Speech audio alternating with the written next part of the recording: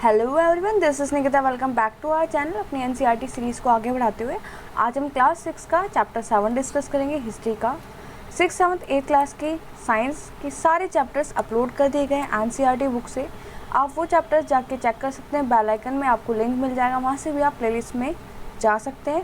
And किसी भी chapter में कोई भी डाउट हो तो आप कमेंट करके उन चैप्टर्स के नीचे पूछ सकते हैं। तो आज हम हिस्ट्री के 7 चैप्टर को डिस्कस करेंगे इस वीडियो में। जिसने भी हमारा चैनल सब्सक्राइब ना किया हो, लाइक ना किया हो, प्लीज़ लाइक शेयर सब्सक्राइब ज़रूर कीजिएगा। एंड चैनल के बेल आइकन को ज़रूर प्रेस कीजिएगा ताकि आगे आने वाली सारी वीडियोस की नोटिफिकेशन आपको मिलती रहे। तो आज पढ़ेंगे Ashoka the emperor who gave up war. हम इस चैप्टर में अशोका के बारे में पढ़ेंगे, जो कि एक महान राजा थे और उन्होंने किस तरीके से लड़ाई लड़ना छोड़ दिया था। तो ऐसा क्या हुआ था उनके जीवन में, पढ़ते हैं चलो। A very big kingdom and empire. जब कोई भी राजा कहीं पे रूल कर रहा होता है, उसका बहुत बड़ा एरिया होता है, बहुत बड़ा राजा होता है, तो एक एम्पायर बोलते हैं उसे, ठीक है।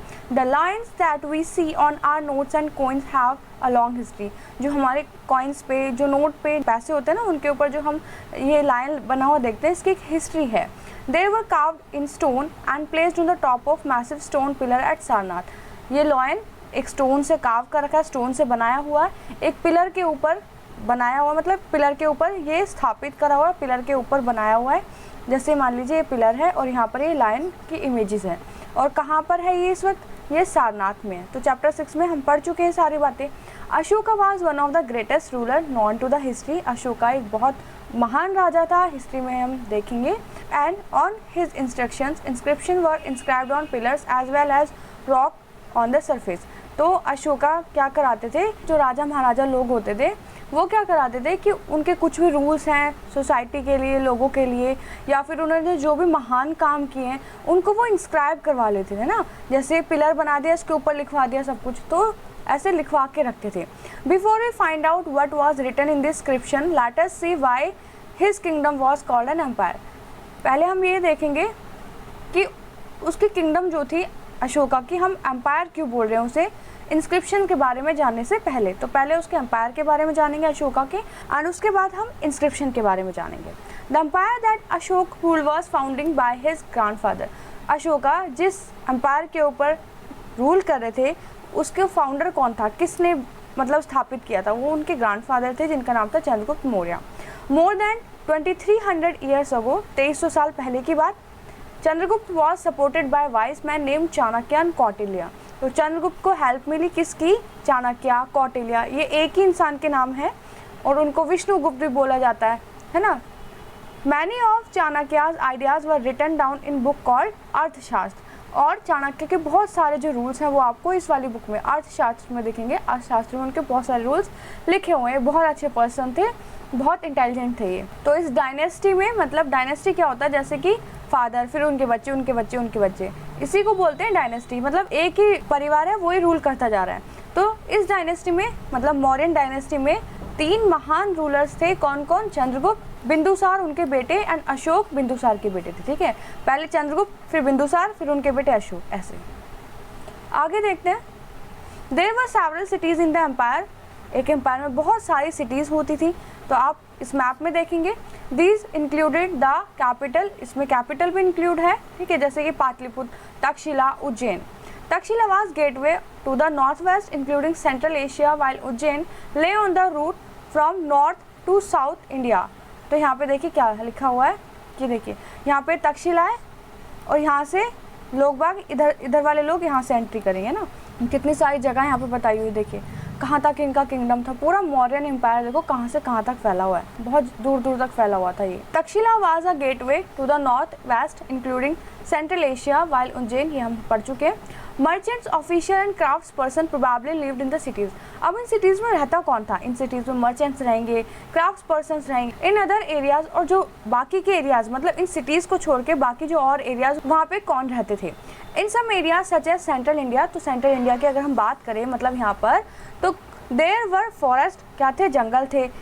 Where people gather forest produce and hunted animals for food. जहाँ पे लोग क्या काम करते थे कि फॉरेस्ट से जो भी चीज़ें मिलती थी उनको इकट्ठा करते थे और एनिमल्स को भी क्या करते थे? मारते थे खाने के लिए। तो वो पूरी तरीके से फॉरेस्ट के ऊपर डिपेंडेंट रहते थे। People in different parts of the empire spoke different languages, मतलब अलग अलग जगह पे जो अलग अलग लोग रह रहे हैं वो अलग अलग भाषाएं बोलते थे। They probably at different kinds, और अलग अलग तरीके के वो खाना खाते थे, अलग अलग तरीके के कपड़े पहनते थे। How are empires different from kingdom, empire kingdom से डिफरेंट कैसे होता है, तो ये देखते हैं। एम्परर्स नीड मोर रिसोर्सेज, राजाओं को बहुत सारे रिसोर्सेज की जरूरत पड़ती थी। अब देखिए एक है किंग, किंग कहाँ का राजा है, सिर्फ एक इतने एरिया का। और किंगडम किसको बोलते हैं, जब वो बहुत बड़े एरिया पे कोई राजा राज करता है तो इसको बोलेंगे ये उसके किंगडम है। अब किंग से बड़ा कौन हुआ, किंग से बड़ा हुआ एम्परर, जो इस किंगडम पे राज करेगा उसको बोलेंगे एम्परर, और जो किंग है वो इतने एरिया पे राज करेगा। तो किंग जहाँ पे राज कर रहा है वो एम्पायर, और एम्परर जहाँ पे राज कर रहा है वो है किंगडम, मतलब एम्परर के अंडर में बहुत सारे किंग आ सकते हैं। तो एम्परर को किंग से बहुत ज़्यादा रिसोर्सेज की जरूरत होगी क्योंकि उसे बहुत सारा एरिया मेंटेन करना, because empires are larger than kingdoms, क्योंकि एम्पायर्स क्या किंगडम से बड़े होते हैं। And need to be protected by big armies, और यहाँ पे बड़ी बड़ी आर्मीज की जरूरत पड़ती है प्रोटेक्ट करने के लिए, प्रोटेक्शन के लिए।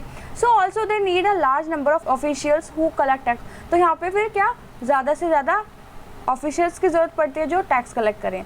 रूलिंग द एम्पायर, एम्पायर के बारे में पढ़ेंगे। As the empire was so large, हम जानते हैं कि एम्पायर लार्ज होता है। Different parts were rule differently, अलग अलग पार्ट्स अलग अलग तरीके से अलग अलग किंग्स के अंडर रूल किए जाते हैं। अलग अलग डिफरेंट पार्ट्स में डिफरेंट किंग रूल करते हैं। The area around Pataliputra was under the direct control of the emperor, जो एरिया था कौन सा पाटलिपुत्र का वो डायरेक्ट कंट्रोल करता था, उसको राजा होते थे, जैसे अशोक है ना।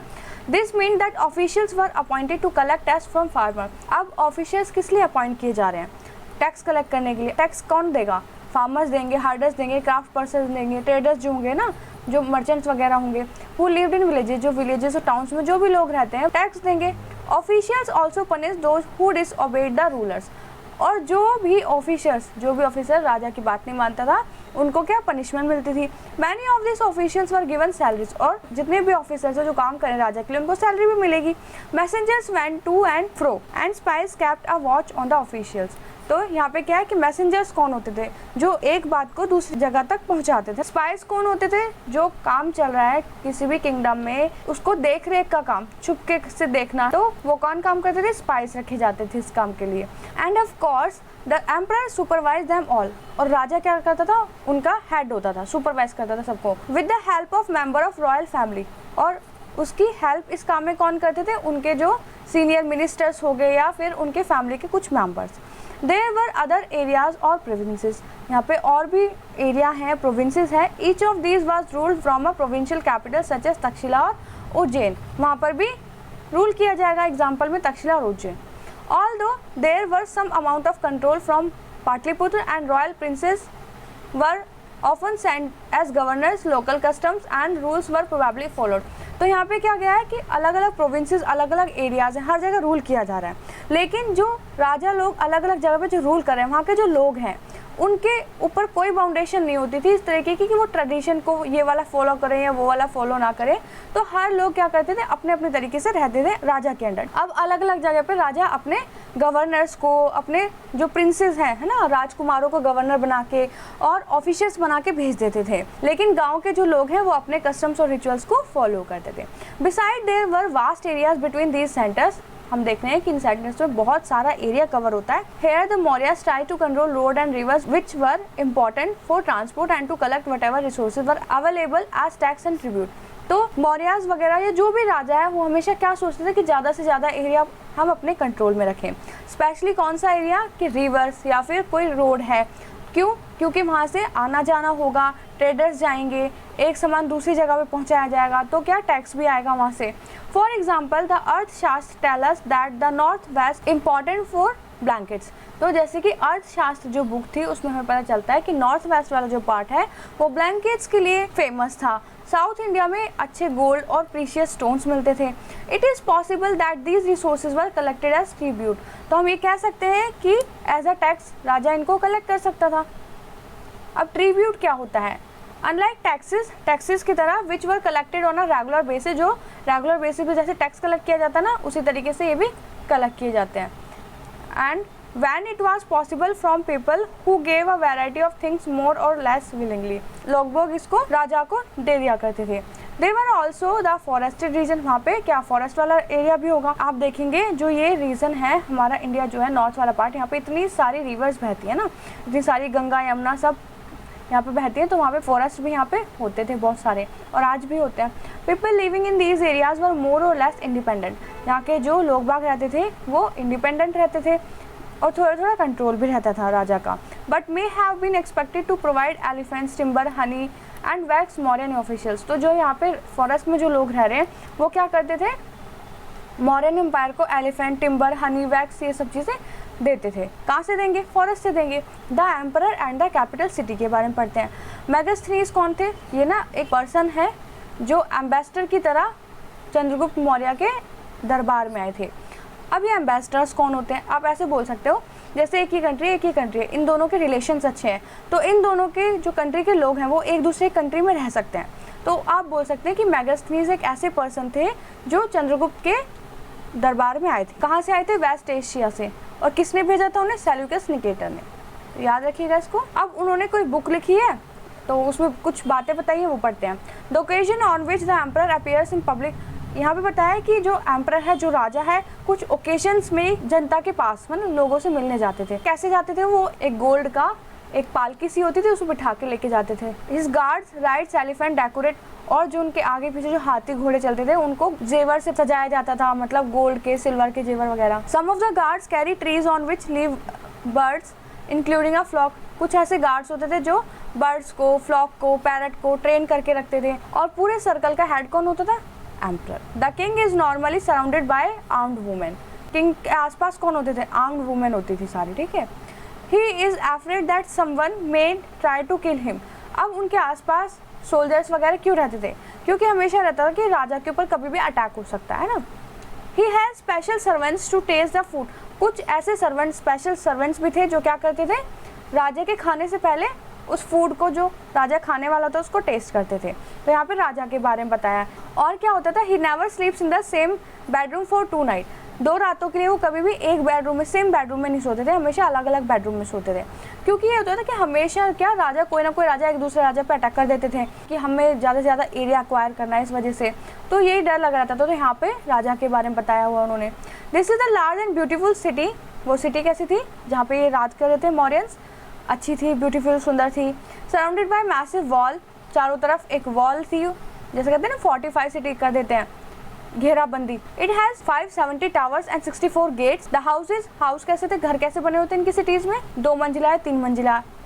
और किस चीज से बने होते थे, वुड और मड से, मतलब लकड़ी और मिट्टी से। तो राजा को जो पैलेस होता था वो भी वुड से बना होता था और डेकोरेटेड किया जाता था उसे अच्छे अच्छे स्टोन से। गार्डन्स होते थे, बर्ड्स वगैरह सब रहते थे, अच्छे से सजाया जाता था। नेक्स्ट देखते हैं अशोक, अ यूनिक रूलर। अब पढ़ेंगे अशोक के बारे में। The most famous Mauryan ruler was Ashoka. He was the first ruler who tried to take his message to the people through inscription.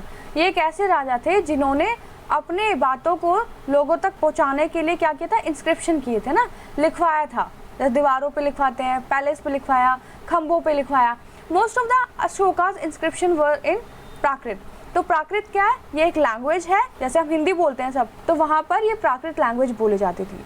And were written in the Brahmi script, और इसकी लिपि कौन सी थी, ब्राह्मणी। जैसे हिंदी की लिपि क्या होती है, देवनागरी। नेक्स्ट पढ़ते हैं Ashoka's war in Kalinga. Kalinga is the ancient name of coastal Orissa. तो कलिंग कहाँ पड़ता है, उड़ीसा वाले पार्ट में। Ashoka fought a war to conquer Kalinga. Ashoka ने लड़ाई लड़ी कलिंग को जीतने के लिए। कलिंग एक जगह है।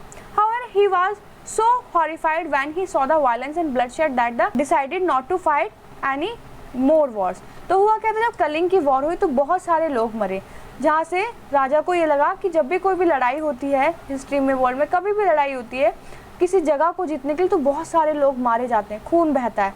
तो इन्होंने ये डिसाइड किया कलिंग वॉर के बाद कि वो कभी भी अब लड़ाई नहीं लड़ेंगे। Ashoka's inscription describing the Kalinga war. तो अशोका ने इंस्क्रिप्शन लिखवाया कलिंग वॉर के रिगार्डिंग, ताकि सबके पास ये मैसेज जा सके। तो यहाँ पे बताया है कि 8 साल, मतलब राजा बनने के 8 साल बाद उन्होंने कलिंग के ऊपर विजय प्राप्त करी, ठीक है, कलिंग के ऊपर वॉर लड़ी। About 1,50,000 people were capture. 1 lakh लोग जो थे जिनको कैप्चर कर लिया गया था। एंड 1 लाख से ज़्यादा लोग मारे गए थे इस लड़ाई में उस टाइम। तो इन्होंने ये देखा कि जब भी कभी लड़ाई लड़ी जाती है लैंड को एक्वायर करने के लिए तो बहुत सारे लोग मारे जाते हैं ना। मैनी आर टेकन प्रिजनर, उनको बंदी बना लिया जाता है। और ब्राह्मण एंड मॉन्क्स जो होते हैं, मतलब ब्राह्मण लोग जो होते हैं, भिक्षु लोग जो होते हैं, वो भी मारे जाते हैं। People who are kind to their relatives and friends to their slaves and servants die, lose their loved ones. बहुत सारे लोग अपने लव्ड वंस को, अपने चहितों को, जो उनको प्यार करते हैं, उनको खो देते हैं ऐसी लड़ाइयों में। तो इन्होंने क्या किया, that is why I am said, इसलिए मैं ये कहता हूँ, and have decided to observe, कि मैंने धर्म को ऑब्जर्व करा है, and to teach other about it as well. धर्म होता है धर्म, तो उन्होंने बोला कि मैं ये कहना चाहता हूँ कि मेरी जो आगे आने वाली पीढ़ियाँ हैं उनको ये बात पता चल सके कि ऐसा होता है लड़ाई में। तो आप क्या कीजिए, लड़ाई ना लड़ें, है ना। लोगों को धर्म से, अच्छी अच्छी बातों से क्या करें, इन्फ्लुएंस करें, चेंज करें उनको, है ना। लड़ाई ना लड़ें। I believe that winning people over through dharma, हम क्या करें, लड़ाई लड़ने से अच्छा क्या करें, धर्म से लोगों का दिल जीता जाए। आई एम इंस्क्राइबिंग, मैं इस मैसेज को इसलिए इंस्क्राइब करवा रहा हूँ ताकि फ्यूचर में मेरे जो आने वाले सन है, ग्रैंड सन है, वो भी इसको फॉलो करें। तो धर्म एक प्राकृत वर्ड है, संस्कृत से लिया गया है, जिसका अर्थ होता है धर्म। कि कोई भी ऐसा धर्म नहीं है, एक कोई भी धर्म का नाम नहीं है ये, बस ये है कि आप सारे अच्छे अच्छे काम करेंगे इसमें। तो सबको इन्होंने यहाँ पे यही बताने की कोशिश की है कि हम सब लोगों को अच्छे से ट्रीट करने चाहिए सबको आपस में। व्हाट वाज अशोकास धर्म, अशोकास धर्म क्या था। सबसे पहले इंस्क्रिप्शन देखते हैं, ये जो पिक्चर बनी हुई है क्या लिखा है यहाँ पे, ये है रामपुरवा बुल। ये पॉलिश्ड स्टोन से बनाया हुआ है, पॉलिश स्टोन का बना हुआ है। ये मॉडर्न पिलर का पार्ट है ये, जो कहाँ पे मिला था, रामपुरवा में। रामपुरवा कहाँ है, बिहार में। और अब ये कहाँ पर है, अब ये बुल राष्ट्रपति भवन में रखा गया है, ठीक है। और ये एक एग्जाम्पल है कि उस टाइम कितने सुंदर सुंदर स्कल्पचर्स बनाए जाते थे, मूर्तियाँ बनाई जाती थी ना। अशोका धर्म did not involve worship of God. Ashoka का जो धर्म था उसमें कोई पूजा पाठ, कोई सैक्रिफाइस इन्वॉल्व नहीं था। He felt that just as a father tries to teach his children, he had a duty to instruct his subjects. तो इन्होंने बोला जैसे फादर क्या करते हैं, अपने बच्चों को अच्छी शिक्षा देते हैं, उसी तरीके से एक राजा की ये ड्यूटी है कि वो अपने सब्जेक्ट्स को अच्छे से इंस्ट्रक्ट करे। सब्जेक्ट्स कौन, उनकी जो जनता होती है। He was also inspired by teaching of Buddha, वो बुद्धा की टीचिंग से भी बहुत इंस्पायर्ड थे। अब बुद्धा के बारे में हमने लास्ट चैप्टर में पढ़ चुके हैं। There were a number of problems that troubled him. बहुत सारे ऐसे प्रॉब्लम्स थे जिनको परेशान करी थी। Problem in the empire follow different religion and sometimes led to conflict. यहाँ पे बताया है कि जो कोई भी राज्य है उसमें बहुत सारे लोग रहते हैं और सारे लोग अलग अलग धर्म को फॉलो करते हैं। फिर उसके बाद क्या होता है कि लड़ाइयाँ हो जाती है उसमें। एनिमल्स वर सैक्रिफाइड, और बहुत सारे एनिमल्स को बलि दी जाती है। Slaves and servants were ill treat, और स्लेव्स और सर्वेंट्स जो होते हैं उनको गंदी तरीके से ट्रीट किया जाता है। Beside there were quarrels in families and amongst neighbours. Ashoka felt it was his duty to solve this problem. तो अशोका ने बोला इस प्रॉब्लम को सॉल्व करने मेरी जिम्मेदारी है। सो ही अपॉइंटेड ऑफिशियल्स, तो इन्होंने अब क्या किया, अपने जो सैनिक वगैरह थे उनकी जगह पे धर्म के जो महात्मा वगैरह थे ना, उनको अपॉइंट करना शुरू कर दिया कि वो क्या करेंगे, लोगों को जगह जगह जाकर टीचिंग्स देंगे धर्म की। किस चीज़ की teaching. Beside Ashoka got his message inscribed on the rock and pillars, instruction his officials to read his message. तो अशोका ने बहुत सारे इंस्क्रिप्शंस लिखवाए, अच्छी अच्छी बातें लिखवाई, और जिन लोगों को पढ़ना नहीं आता था तो अशोका के जो ये महात्मा वगैरह थे ये लोगों को पढ़ के बताते थे कि हमें ऐसे ऐसे करना चाहिए, ऐसे रहना चाहिए। Ashoka also send messengers to spread ideas about dharma to other lands. Ashoka ने अपने मैसेंजर्स को, मतलब जो ये प्रचार करे थे, उनको बहुत दूर दूर तक और कंट्रीज में भी पहुंचाया जाए कि सीरिया, इजिप्ट, ग्रीस, श्रीलंका, वहाँ पे भेजे, है ना। ही बिल्ट रोड, इन्होंने रोड बनवाए, डग वेल्स बनवाए और रेस्ट हाउसेज बनवाए ना, रुकने की जगह, धर्मस्थल वगैरह जो होते हैं। Besides he arrange for medical treatment for both human being and animals, और इन्होंने बहुत सारे ह्यूमन बींग्स के लिए और जानवरों के लिए मेडिकल ट्रीटमेंट्स का भी अरेंजमेंट करवाया। अब इनकी इंस्क्रिप्शंस क्या थी, शिक्षाएँ क्या थी, वो भी देखेंगे। क्या था अशोका के मैसेजेस लोगों के लिए। People perform a variety of rituals when they fall ill. Peoples क्या कहते हैं, बहुत सारे रिचुअल्स से परफॉर्म करते हैं और बीमार भी होते हैं, उनसे ग्रस्त भी हो जाते हैं। When their children get married, when children are born, और व्हेन दे गो जर्नी। तो कभी कभी क्या होता है, जब शादी होती है, बच्चा बॉर्न होता है, तो बहुत सारे रिचुअल्स परफॉर्म किए जाते हैं। These rituals are not useful, ये सारे रिचुअल्स जो है ये यूजफुल नहीं है।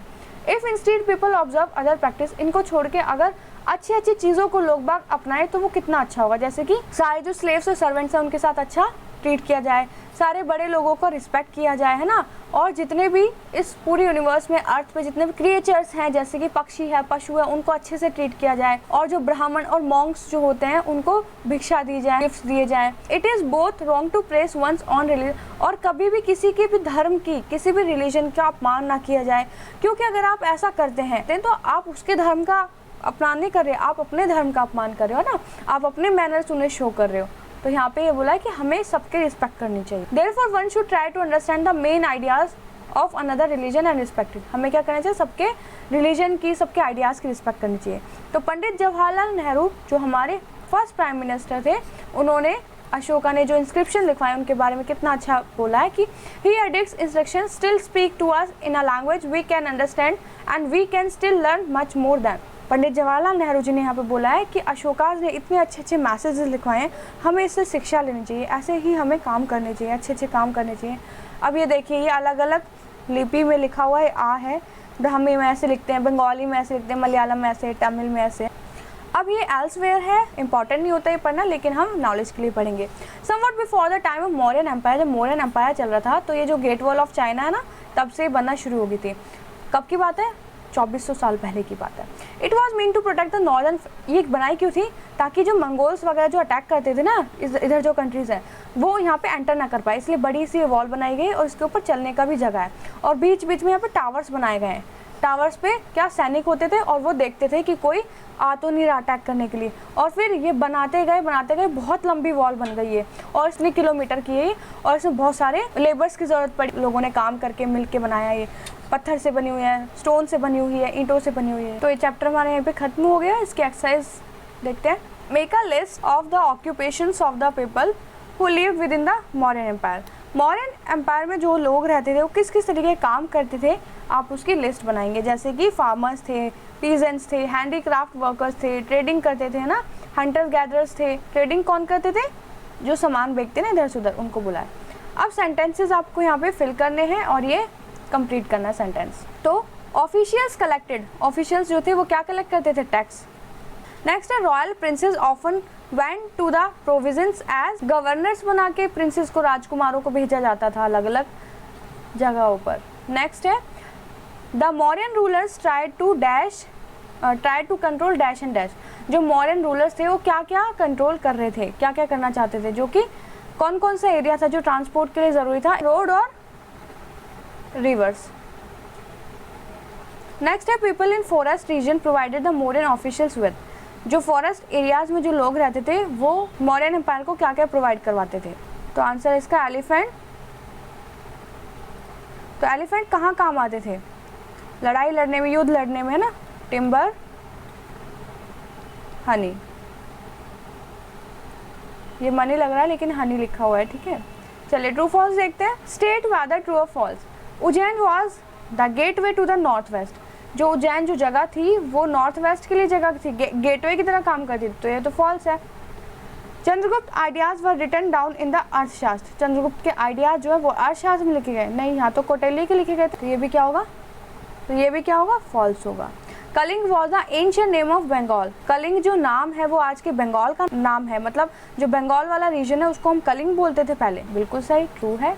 Most Ashokan inscription are in Brahmi script, तो ये भी ट्रू है ना, ब्राह्मणी स्क्रिप्ट में थे। चलिए क्वेश्चन आंसर्स डिस्कस करते हैं। What were the problems that Ashok wanted to solve by introducing dhamma. कौन कौन से ऐसी प्रॉब्लम्स थी जो अशोक सॉल्व करना चाहते थे, कि लोग बाग रिचुअल्स को फॉलो करते हैं, फिर अलग अलग रिचुअल्स को फॉलो करते हैं, लड़ाई करते हैं आपस में और बलियाँ देते हैं, तो और एक दूसरे से क्या डिसरिस्पेक्टफुल करते हैं बातें, है ना, और सर्वेंट्स का भी इल ट्रीट करते हैं, मतलब उन्हें अच्छे से ट्रीट नहीं करते। जो सारे प्रॉब्लम्स वो सॉल्व करना चाहते थे।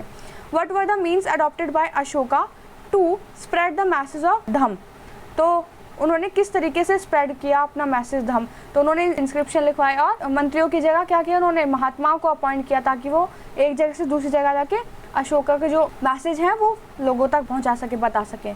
Y do you think slaves and servants were ill treated. आप क्यों सोचते हैं कि जो सर्वेंट्स और स्लेव्स हैं उन्हें हम गलत तरीके से क्यों ट्रीट करते हैं। Do you think the orders of the emperor would have improved there condition. कि आप क्या सोचते हैं कि जो एम्परर ने जो ऑर्डर दिए थे लोगों को, क्या उससे उनकी कंडीशन सॉल्व हो सकती है, तो ये आपको सोचना है और इसका आंसर करना है। तो ये चैप्टर हमारे यहाँ पे हो गया खत्म, एक्सरसाइज भी हो गई सॉल्व। किसी भी चैप्टर में अगर कोई भी डाउट आता है तो प्लीज़ कमेंट करके ज़रूर पूछिएगा। लाइक शेयर सब्सक्राइब जरूर कीजिएगा एंड चैनल के बेल आइकन को प्रेस करना बिल्कुल ना भूलिए, ताकि आगे आने वाली वीडियोज़ की नोटिफिकेशन आपको मिलती रहे। चैनल से इसी तरीके से जुड़े रहे। Thank you.